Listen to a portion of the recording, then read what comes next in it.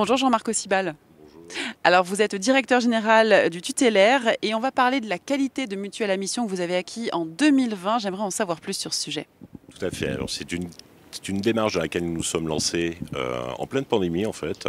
Ça nous semblait extrêmement important de mettre à profit la dimension d'entreprise à mission qui était prévue par la loi Pacte et qui en fait embarque tous les acteurs de l'économie, que ce soit de l'économie sociale et solidaire dont nous faisons partie, que ce soit les acteurs privés lucratifs, que ce soit les acteurs des pouvoirs publics, dans un élan commun de sociétés et d'entreprises qui ne se concentrent pas uniquement sur leur action, mais qui prennent aussi en compte les enjeux sociétaux et environnementaux.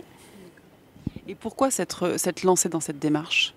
Alors ça nous semblait extrêmement important d'être pionnier en la matière, pour pouvoir utiliser ce levier qui est un levier extrêmement important. C'est par conviction évidemment que nous nous sommes inscrits dans cette démarche, mais nous sommes partis en fait très tôt. Actuellement il y a une centaine d'entreprises qui sont adhérentes au club des entreprises à mission. Il y a d'autres entreprises qui ont inscrit dans leur statut des raisons d'être, qui ne sont pas forcément aussi abouties que nous dans la démarche, parce que pour nous, ça représente un levier stratégique extrêmement important. Ça permet d'embarquer l'ensemble de nos parties prenantes sur un projet d'économie durable, qui motive véritablement l'intégralité de nos ressources. Et jusqu'où vous devez aller, jusqu'où va votre engagement ? Alors cet engagement, il doit être total, exigeant, parce que s'il ne l'est pas, en fait, il va perdre de sa substance. Et je pense même qu'on aboutirait à quelque chose qui n'aurait même plus de sens. Voilà, il y a une urgence actuelle. Je prends deux exemples par rapport à cette urgence.